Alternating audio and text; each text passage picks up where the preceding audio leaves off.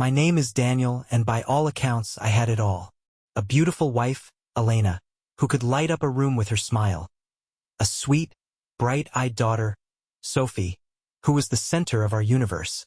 And a successful career that allowed us to live comfortably in a charming suburban neighborhood. Life was as close to perfect as I could imagine. Elena was everything I'd ever wanted in a partner. She was smart, kind, and effortlessly stunning. Together, we had built a home filled with love, laughter, and warm memories. Our friends often joked that we were the golden couple, the ones who set the standard for what marriage should be. Even our mornings felt like something out of a movie. I'd sit at the kitchen table, sipping coffee as Sophie chattered about school, and Elena hummed while flipping pancakes. The sunlight streamed through the window, casting a golden glow over our little family. It was moments like these that made me feel like the luckiest man alive. But perfection, I've come to learn, is a fragile illusion. At first, I didn't notice the cracks. Or maybe I didn't want to. Elena seemed distracted sometimes, her laughter not quite reaching her eyes. She'd linger on her phone a bit too long or come home later than usual, blaming errands or last-minute coffee dates with friends. But I brushed it off, because why wouldn't I trust her? She was my wife, my partner, my everything. It wasn't until Ethan moved in next door that I began to feel the faintest twinge of unease. He was young, confident, and had that easy charm that made people gravitate toward him. He was always outside, fixing his car or mowing the lawn, flashing that pearly smile at anyone who passed by. Elena mentioned him casually at first, saying he was friendly and easy to talk to. I didn't think much of it then. Looking back now, I realize how naive I was. The signs were there, but I ignored them, choosing to believe in the life we'd built together. I trusted Elena with all my heart, never suspecting that our perfect life was about to unravel in the most devastating way imaginable. This is where the story truly begins, the day I started to see the shadows in the light. Ethan arrived like a gust of fresh air, sweeping into our quiet cul-de-sac with his flashy car and easy demeanor. He was different from everyone else on the block, younger, more carefree, exuding a confidence that bordered on arrogance. At first, I didn't pay him much attention. He was just another neighbor, someone I'd wave to while mowing the lawn or exchanging pleasantries about the weather. Elena, however, seemed intrigued. "He's got an interesting background," she said one evening as we cleared the dinner table. "Apparently, he's a photographer or something. Traveled the world. Seen all these amazing places. Must be nice, living without so many responsibilities." I shrugged. "Not my style. I'd rather have stability than chase some dream with no roots." She smiled at me, but there was something in her eyes I couldn't quite place. Admiration, curiosity. I pushed the thought aside. Elena loved our life. She loved me. I had no reason to doubt that. Over the next few weeks, Ethan seemed to become a fixture in our conversations. Elena would mention him casually, how he waved at her while she was gardening, or how he offered to help her carry groceries from the car. I didn't think much of it at first. Ethan was friendly with everyone. It wasn't unusual for neighbors to strike up conversations. Then I noticed her lingering by the window one afternoon, watching as Ethan worked on his car in his driveway. She didn't realize I'd come home early, and for a moment, I stood there silently, observing her. The way she smoothed her hair behind her ear, the faint smile playing on her lips. It was a look I recognized, but one I hadn't seen directed at me in a while. "Everything okay?" I asked, stepping into the room. She startled, turning to me with a nervous laugh. "Oh, you scared me. I didn't hear you come in." I glanced out the window, seeing Ethan wiping his hands on a rag. "Watching the neighbor?" She rolled her eyes, a little too quickly. "Hard not to when he's always out there." "Don't tell me you're jealous, Daniel." The way she said it, light and teasing, made me feel foolish. Why would I be jealous? She was my wife and we had a good marriage. But still, something about the way she avoided my gaze left me unsettled. That night, as we lay in bed, I couldn't shake the image of her at the window. For the first time, a small, insidious seed of doubt took root in my mind. It was nothing, I told myself, just a passing moment, a trick of my imagination. But in my heart, I knew this was the beginning of something I couldn't yet name. Something that would change everything. Ethan's presence grew impossible to ignore. He seemed to always be around, washing his car when Elena was outside, offering to fix something when he overheard us talking about minor repairs, or flashing that charming grin at her when they crossed paths. I brushed it off as neighborly kindness, but deep down, I started noticing things that didn't sit right. Elena became different. It wasn't something obvious at first. She started dressing up more than usual, even on days she wasn't going out. A touch of lipstick to feel pretty, she said. Her phone was suddenly glued to her hand, with hushed giggles at texts she claimed were from her best friend. And then there was the way she spoke about Ethan, dropping his name into conversations like he was some fascinating new acquaintance. One afternoon, I came home earlier than expected. Elena was outside watering the garden, and there he was, leaning against the fence, talking to her. She laughed, really laughed, in a way I hadn't heard in months. They were standing closer than two neighbors needed to. "Elena," I called, stepping out of the car. She startled like a guilty teenager caught sneaking out after curfew. Ethan, on the other hand, turned to me with an easy smile.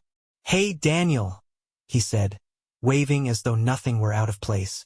"Just telling Elena about this amazing spot I found for hiking. You guys should check it out sometime." Elena busied herself with the hose, avoiding my gaze. "Sounds great," I replied, forcing a smile. "We'll have to do that." He nodded, gave me a mock salute, and sauntered back to his driveway. As soon as he was out of earshot, I turned to Elena. "What's that about?" She shrugged, her tone defensive. "He's just being friendly. You're reading too much into it." "Am I?" Her eyes flashed with irritation. "Yes, Daniel, you are. He's our neighbor. Not everything has to be a big deal." I let it go, but something about the interaction gnawed at me. That night I couldn't sleep. My mind kept replaying the scene, the way she laughed, the way she seemed almost drawn to him. The next day, I decided to test the waters. As we sat at breakfast, I casually asked, "So, when's the next hike with Ethan?" She froze, her fork midway to her mouth. "What are you talking about? You seemed pretty interested in his suggestion yesterday." She laughed, but it felt forced. "Don't be ridiculous. I was just being polite." Her reaction confirmed what I'd been suspecting. Something was off. I started paying closer attention, watching for signs, tracking her patterns. The way she'd glance out the window when she thought I wasn't looking, how her phone would buzz late at night and she'd claim it was a group chat. It was subtle, but the signs were there, each one stacking on top of the other until I couldn't ignore them anymore. My gut told me something was happening. What I didn't know was how far it would go, or how far I'd have to go to uncover the truth. The turning point came on an ordinary Tuesday evening. Elena had mentioned she'd be running errands after work and might be late. It wasn't unusual. She often went grocery shopping or stopped by her sister's house. But something about her tone felt rehearsed, almost as if she was reading from a script. I decided to check the home security cameras, a habit I'd picked up recently. We had them installed more for safety than anything else, but now they served a different purpose. At 7:45 p.m., a car pulled into our driveway. Not her car, Ethan's. I stared at the screen, frozen. The camera caught a clear view of him getting out, a casual confidence in his stride as he approached the front door. Moments later, Elena's car appeared. She stepped out, smiling, and greeted him with a hug that lingered a second too long. She invited him inside. I sat there, watching the live feed, my heart pounding in my chest. What was happening in my own house? Was this what I thought it was? I debated driving home immediately, storming in, and demanding answers. But something held me back, a need to see the full extent of their betrayal. I waited. Minutes turned into an hour, then two. Finally, at 10:30 p.m., the front door opened. Ethan stepped out first, his shirt untucked, his face flushed. Elena followed, laughing softly, her hand brushing against his arm as she said something I couldn't hear. He walked to his car, and as he opened the door, she leaned in and kissed him. Not a friendly peck on the cheek, but a deep, unmistakable kiss. My chest tightened, the air leaving my lungs. The image burned into my mind, searing like a brand. This wasn't just suspicion anymore. It was fact. My wife was having an affair. The rest of the night was a blur. She came home as if nothing had happened, kissed me on the cheek, and asked about my day. I played along, my face a mask of calm while a storm raged inside me. Later, as she slept beside me, I stared at the ceiling, my mind racing. Rage, heartbreak, and betrayal churned in my chest, but one thought rose above the rest. She thought she could get away with this. But she wouldn't. I wasn't just going to confront her. That would be too easy, too kind. No, I was going to make her and Ethan pay for what they had done, and I was going to make sure they never forgot it. This wasn't over.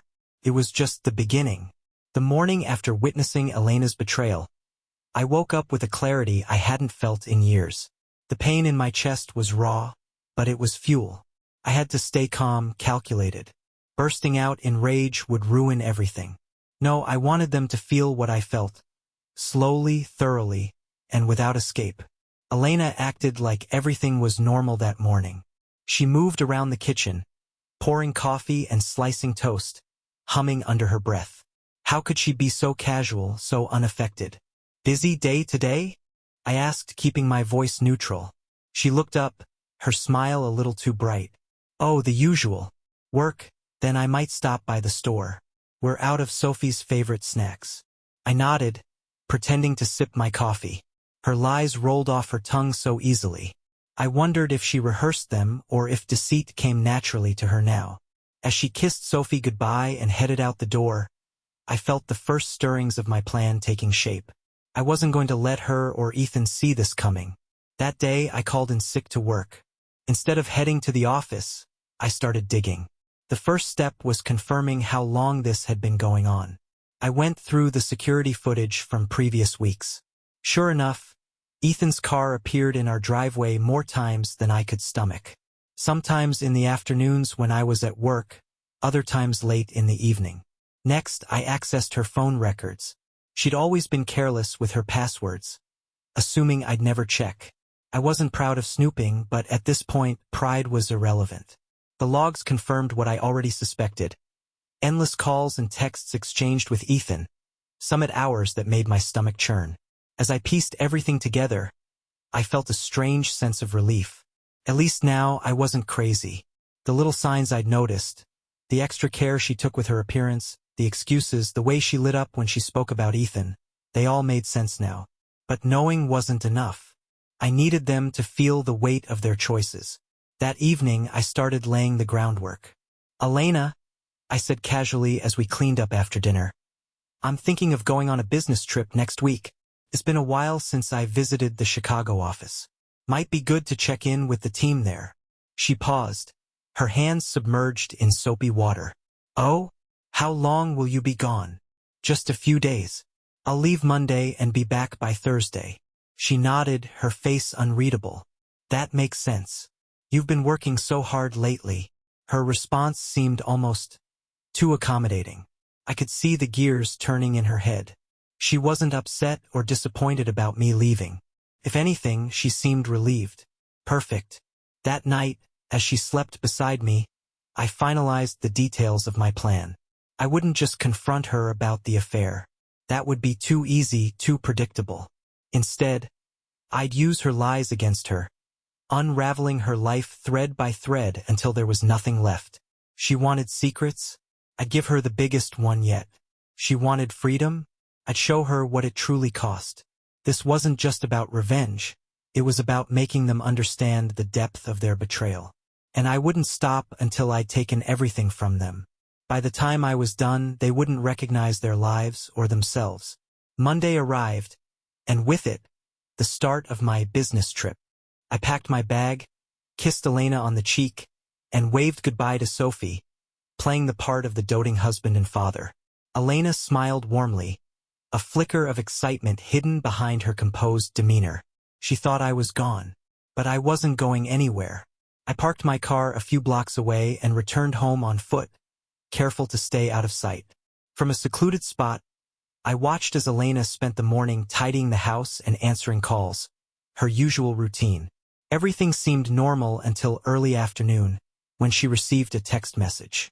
I couldn't see the screen, but the way she smiled and tucked her hair behind her ear told me everything I needed to know. At exactly 2:30 p.m., Ethan's car pulled into the driveway. I crouched low, heart pounding, as he stepped out carrying a bottle of wine. Elena greeted him at the door, her eyes lighting up in a way they hadn't for me in years. They embraced, and I felt a fresh wave of anger wash over me. I waited a few minutes before slipping through the back door. The house was eerily quiet, save for muffled voices coming from the living room. I moved silently, my heart hammering in my chest as I approached. Peering around the corner, I saw them sitting close on the couch, laughing over glasses of wine. Ethan leaned in, brushing a strand of hair from Elena's face, and she didn't pull away. Instead, she leaned into his touch. I felt a knot tighten in my stomach. Watching them like this, seeing her so openly give herself to someone else in our home, was a different kind of pain. It wasn't just betrayal. It was humiliation. They didn't notice me standing there. Not at first. When Ethan leaned in to kiss her, I stepped into the room. Elena. My voice was calm, but it cut through the air like a blade.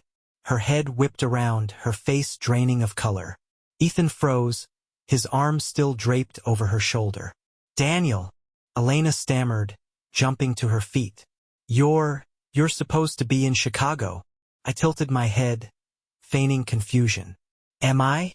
Funny, because it looks like I'm exactly where I need to be. Ethan stood up, trying to salvage his confidence. Look, man, this isn't what it looks like. I cut him off with a sharp laugh. Don't insult me by lying, Ethan. I've seen enough to know exactly what this is. Elena's eyes filled with tears. Daniel, save it. I snapped, my voice cold. You think I didn't know? You think I haven't been watching this little charade unfold? How long did you think you could keep this up? She looked away, her shoulders shaking. Ethan, for all his bravado, seemed unsure of what to do. I hope it was worth it, I said, stepping closer. Because the two of you just made the biggest mistake of your lives. With that, I turned and walked out, leaving them in stunned silence. But I wasn't finished. Not by a long shot. The next phase of my plan was already in motion. By the time they realized the full extent of what I had done, it would be too late to stop it. I drove around aimlessly for a while, letting the adrenaline surge through me, my mind calculating every move. The confrontation had been satisfying, but it wasn't enough. A few harsh words wouldn't even scratch the surface of what I wanted them to feel. By the time I returned home that evening, Elena was waiting for me. She sat at the dining table, her face pale and blotchy from crying. Her hands fidgeted with her phone, a nervous habit I'd never noticed before. Daniel, she began, her voice trembling as I stepped inside. Please, let me explain. I dropped my keys on the counter and crossed my arms, staring at her. Go ahead. Explain to me how kissing another man in our living room is something I misunderstood. She flinched, tears welling up again. I didn't mean for this to happen. It's not what you think. I laughed bitterly. Oh, it's exactly what I think. You've been sneaking around with him for weeks, maybe months. And you thought I wouldn't notice. She shook her head, her voice breaking. I love you, Daniel. I swear ido. This was just a mistake. A mistake, I barked. A mistake is forgetting an anniversary or burning dinner. Inviting another man into my home, into my bed, that's not a mistake. That's a choice. Repeatedly. Her sobs filled the room, but I didn't care. For the first time in years, I felt nothing but ice toward her. The woman I had loved, trusted, and built a life with was a stranger to me now. I want to fix this, she said desperately, reaching for my hand. I pulled away, my voice calm and measured. Oh, you'll fix this, but not the way you think. That night, I didn't sleep in our bed. I stayed in the guest room, my phone buzzing nonstop with texts from Elena, apologizing and begging for another chance. I ignored them all. I wasn't ready to talk to her, or anyone else. The next day, I called my lawyer. Daniel, he said when I explained the situation, this isn't just a divorce case. This is war. Are you sure you want to take this route? I'm sure, I replied, my voice cold. She didn't just betray me. She humiliated me. I'm not walking away without making her and Ethan pay for what they did. The plan was simple but ruthless. First, I would secure full custody of Sophie. Elena's affair would be enough to damage her credibility as a parent in court. Second, I would ensure her financial ruin. She would walk away with nothing but the shame of what she'd done. And as for Ethan, I had something special in mind for him. When I returned home, Elena was waiting for me again, this time with her suitcase packed. I'll stay at my sister's for a while, she said, her voice barely above a whisper. I think we both need space. I nodded, my expression unreadable. That's probably for the best. As she walked out the door, I felt a strange sense of satisfaction. She thought she was taking control by leaving, but she had no idea that I was the one pulling the strings now. She and Ethan had played me for a fool. But the game wasn't over yet. Not by a long shot. Elena moved out that day, leaving me alone in the house. The silence was deafening, but it was exactly what I needed to finalize my plan. I had no intention of letting her off with just a divorce and some court hearings.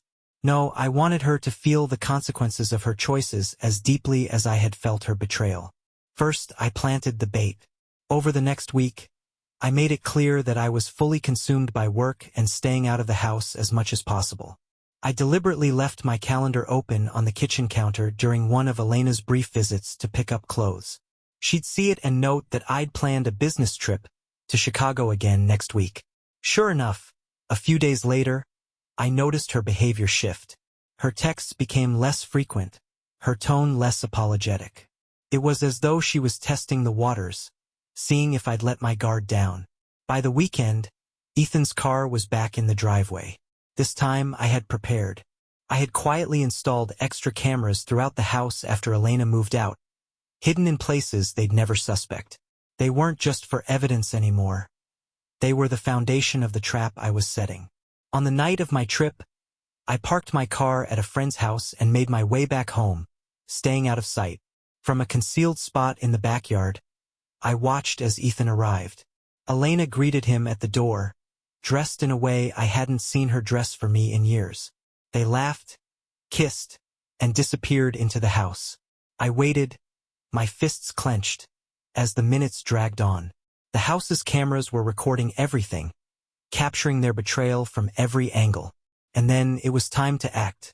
At precisely 10 p.m., I sent the footage to a carefully selected group of people. Elena's parents, who adored me and thought their daughter could do no wrong. Her closest friends, who were always quick to judge others' mistakes. Ethan's employer, who valued professionalism above all else. And, most satisfyingly, the town's community group chat, where gossip spread like wildfire. It didn't take long for my phone to start buzzing. By the time I walked into the house, Ethan and Elena were sitting on the couch, completely unaware of the storm I'd unleashed. "Enjoying yourselves?" I asked, my voice calm and steady. They jumped, startled by my sudden appearance. "Daniel!" Elena gasped, her face pale. "What are you doing here?" "I thought you were in Chicago." I smiled coldly. Change of plans. Ethan stood, trying to assert himself. "Look, man, we don't need to do this. Let's just—" "You should check your phone," I interrupted, cutting him off. "Both of you." Elena hesitated, pulling her phone from her pocket. As she scrolled through her messages, her expression shifted from confusion to horror. "Daniel, what did you do?" she whispered, her voice shaking. I stepped closer, towering over them. "What did I do? I showed the world exactly who you are. A liar, a cheat, and a woman who destroyed her family for this." I gestured toward Ethan, who looked equally panicked as his phone started buzzing. "You've ruined us," Elena cried, tears streaming down her face.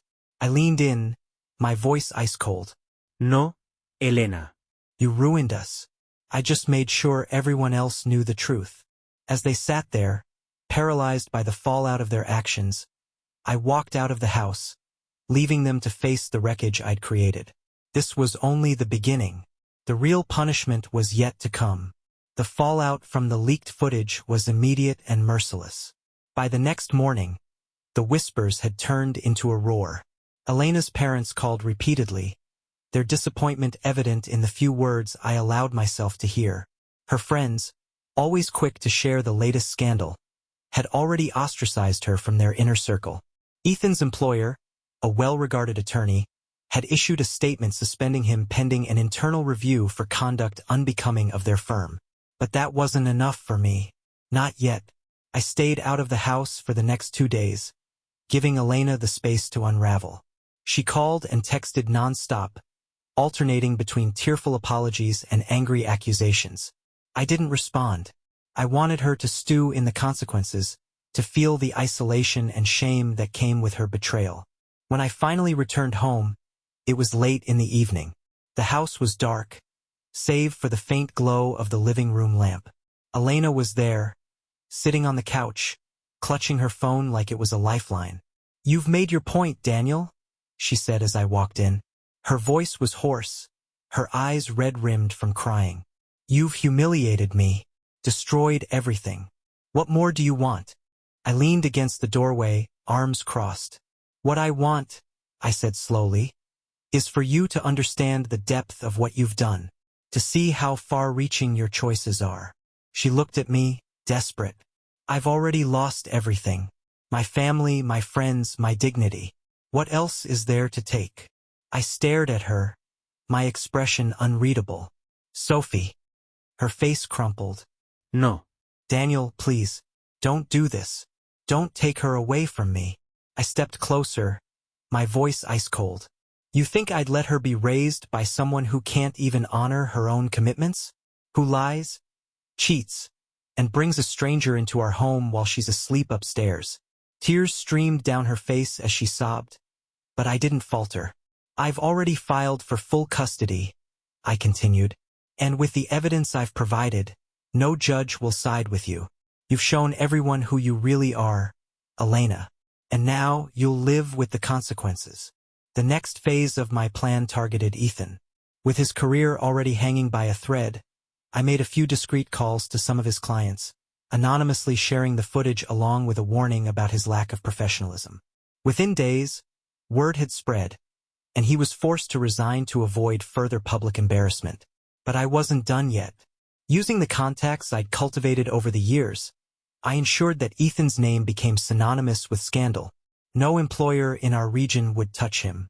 He'd have to move far away if he ever wanted to rebuild his life, assuming he could.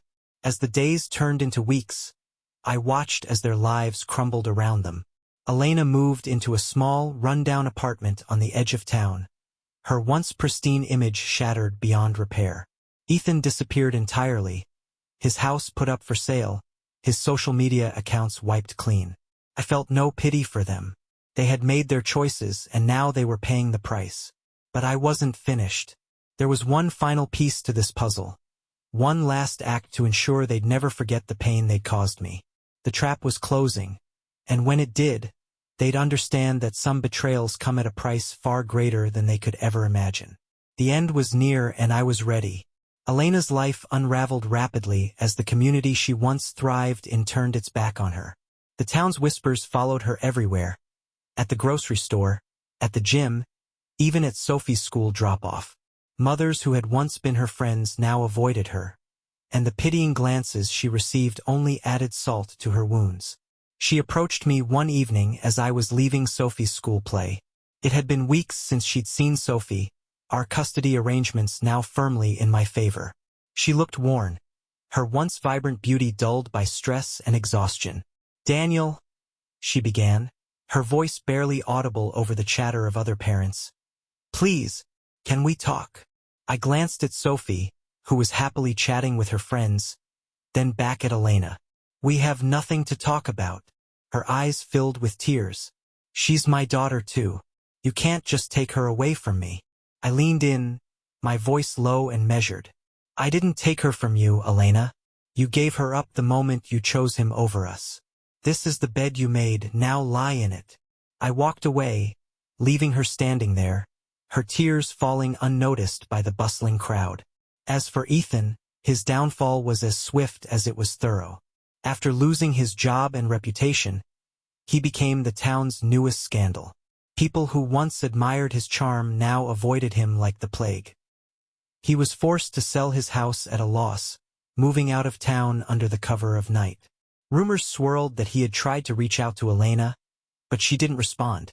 Perhaps even she realized that he was as much a liability as he was a lover. I kept tabs on him, though. It wasn't enough to ruin his present. I wanted to make sure his future was equally bleak. Through a mutual acquaintance, I learned that he had moved to a neighboring city trying to start fresh.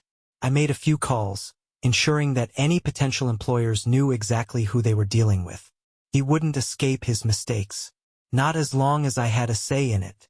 Meanwhile, Sophie adjusted to life without her mother surprisingly well. I made sure she was surrounded by love and support, shielding her from the uglier details of what had happened. She missed Elena, of course, but she seemed to understand, in her own childlike way, that something had changed. One evening, as I tucked her into bed, she asked, "Daddy, why doesn't Mommy live with us anymore?" My heart ached at her question, but I kept my voice gentle. "Mommy made some choices that weren't good for our family, sweetheart. But that doesn't mean she doesn't love you. She just needs some time to figure things out." Sophie nodded, her little brow furrowed. "Will she come back?" I hesitated, then kissed her forehead. "We'll see, baby. But no matter what, I'll always be here for you." As she drifted off to sleep, I sat by her bedside, the weight of everything settling on my shoulders. I had protected her from the worst of it, but the scars of Elena's betrayal would linger for years to come. The social fallout had left its mark on everyone involved, but I wasn't done yet. The final act of my revenge was still to come. A twist that would ensure neither Elena nor Ethan would ever forget what they had done. With the social and emotional devastation complete, I turned my focus to securing the legal side of my revenge. It wasn't enough that Elena had lost her reputation and Ethan his livelihood. I wanted her to feel the full weight of her betrayal in tangible terms. My lawyer had already filed for full custody of Sophie. The evidence of the affair, combined with Elena's neglect of her parental duties during her time with Ethan, made my case nearly bulletproof. When we walked into the courtroom for the custody hearing, Elena looked pale and defeated. She sat silently as my lawyer presented security footage, phone records, and eyewitness accounts of her behavior. Her attorney tried to argue for joint custody, claiming she was still a loving mother despite her personal mistakes. But the judge didn't buy it. In his ruling, he awarded me sole custody of Sophie, with Elena granted limited visitation rights under strict conditions. The gavel came down with finality, and just like that, I had legally severed her from the life she'd once taken for granted. The financial side came next. I had worked tirelessly over the years to build a stable life for our family, while Elena contributed little beyond her part-time job. Now, I used that to my advantage. My lawyer argued that her infidelity had been a breach of the trust that formed the foundation of our marriage, which allowed us to file for a disproportionate division of assets. Elena fought back, but the evidence of her affair, along with her diminished public image, worked against her. In the end, she was left with nothing but her personal belongings and a small settlement barely enough to cover a few months of rent. I kept the house, the savings, and most importantly, Sophie. I'll never forget the look on her face as we left the courtroom that day. It wasn't just sadness, it was complete defeat. She had lost everything. Her family, her home, her reputation, and her financial stability. "I hope it was worth it," I said quietly as we stood in the courthouse parking lot. She didn't respond. She just looked at me with tears in her eyes, then turned and walked away. As for Ethan, my final act against him was already in motion. Using a few favors from well-placed connections, I discovered that he was attempting to start his own business in his new city. I leaked the footage of his affair to a local social media group, framing it as a cautionary tale about trusting someone like him. Within days, his fledgling business was ruined, his reputation tarnished beyond repair. He had nowhere left to run. I returned home that night feeling a sense of closure. The legal battles were over, and the final pieces of my revenge had fallen into place. Elena and Ethan had gambled with their lives, and they had lost. But as I sat in the quiet of the house, with Sophie asleep upstairs, I couldn't help but feel a flicker of something unexpected, emptiness. I had won, but at what cost? The final act was still ahead. Something darker, something they wouldn't see coming. And when it happened, they'd realize that the destruction I'd caused so far was nothing compared to what I was capable of. Ethan's life collapsed even further. The leak of his affair footage in his new city destroyed any chance he had of starting over. His business folded before it even began, and the whispers of his scandal followed him everywhere. Desperate, he reached out to Elena, hoping for solace or perhaps a shared sense of loss. She didn't respond. She had enough of her own problems to deal with and no desire to be tied to someone as radioactive as him. I watched from a distance as Ethan became a ghost of his former self. Jobless, friendless, and penniless, he had no choice but to leave town again. This time, I made sure he wouldn't resurface. Elena showed up at my doorstep one rainy evening, her face pale and gaunt. "Daniel," she whispered, clutching the doorframe. "Please, I need to see Sophie. I'm begging you." I crossed my arms, staring at her without emotion. "You made your choices, Elena. Sophie doesn't need to see this version of you." Tears streamed down her face. "I've lost everything. Please just let me explain. I didn't mean for any of this." I cut her off, my voice cold. "You meant it when you kissed him, when you brought him into our home. You made your bed, Elena. Now lie in it." I closed the door, her sobs muffled by the rain. Weeks later, Ethan disappeared. His landlord reported that he'd left his apartment overnight, leaving behind unpaid rent and broken furniture. Elena tried to contact him but found his number disconnected. She looked for him online but found nothing. It was as if he had vanished into thin air. She didn't know that I had pulled the final string.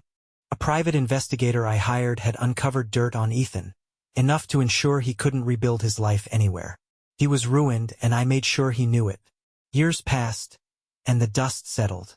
Sophie thrived in a stable home, oblivious to the chaos that had once surrounded her. Elena lived in obscurity, working a low-paying job, her once vibrant spirit broken. Ethan remained a ghost, his whereabouts unknown. As I sat by the window one evening, watching Sophie play in the yard, I felt the weight of everything I'd done. I had won, but at the cost of my own peace. Revenge had been sweet, but its bitterness lingered. I was free of them, yet haunted by the man I had become.